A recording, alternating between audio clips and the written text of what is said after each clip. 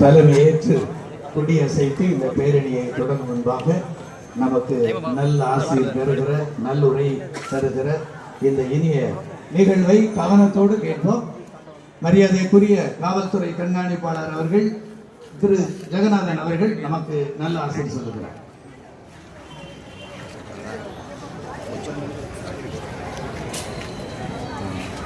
விழாவை ஏற்றி வந்திருக்கும் அனைவருக்கும் மற்றும் மாணவ செல்வங்கள் ஆகிய உங்களுக்கும் மற்றும் இதில் பங்கேற்கும் அனைவருக்குமே எனது வாழ்த்துக்கள்.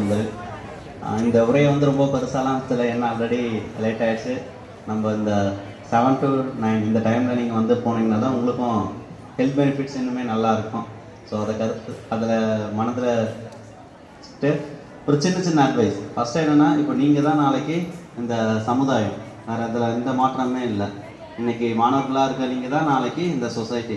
ஸோ இப்போது என்னோட ஹம்பிள் ரெக்வஸ்ட் என்னென்னா, இன்றைக்கி சைக்கிள் எடுத்துகிட்டு ரோட்டில் இந்த தூரம் போகிறீங்க, டிராஃபிக் ரூல்ஸ் அதை மெயினாக ஃபாலோ பண்ணிவிட்டு எந்த சைடில் ஓட்டணுமோ எந்த அளவில் ஓட்டணுமோ அந்த யாருக்கும் இடையூறு வராத அளவுக்கு ஓட்டணும். இதுதான் உங்களோட ஃபஸ்ட்டு டெஸ்ட்டு. அது எங்கள் சைடில் இருந்தும் செல்ஃபிஷ் திங் தான், இதுதான் அதை ஃபாலோ பண்ணணும்னு நான் கேட்டுக்கிறேன். செகண்ட் திங், இப்போ அதிகாலையில் எழுந்து ஒரு உடற்பயிற்சி செய்யணுன்ற எண்ணங்களே பெருசாக குறைஞ்சிட்டே வருது. அதனால தான் எக்கச்சக்கமான ஹெல்த் ஹசார்ட்ஸ், ஹெல்த் ப்ராப்ளம்ஸ் எல்லாமே வளர வருது.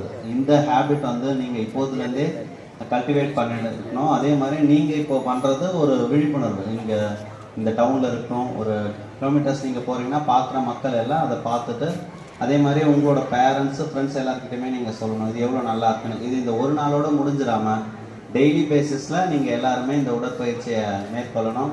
அந்த இந்த நாளை குறித்து நன்றி சொல்லிட்டு இன்றைக்கி என்னென்ன அனுபவங்கள் நீங்கள் பெறுறீங்களோ அது எல்லாத்தையும் லைஃப் லாங்க கூடவே வச்சுக்கணும்னு கேட்டுக்கிறேன்.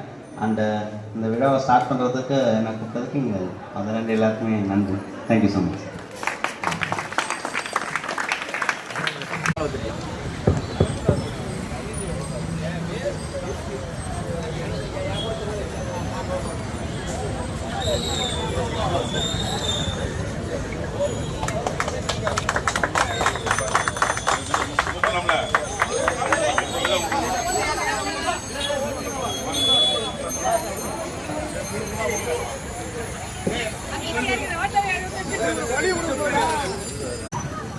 ஹாய்,